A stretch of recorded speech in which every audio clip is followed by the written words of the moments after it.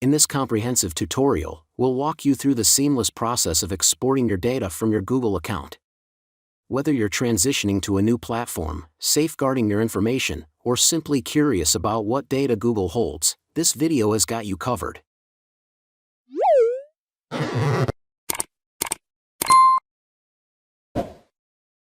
Go to the Google Takeout website. Sign into your Google account if you're not already signed in. Select the Google products for which you want to download the data.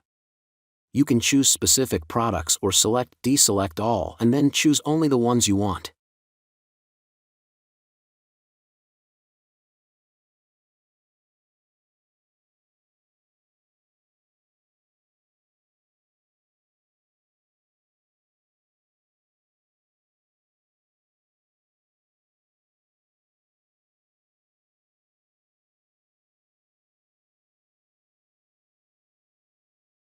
Customize the export settings, such as the file format, frequency, and destination.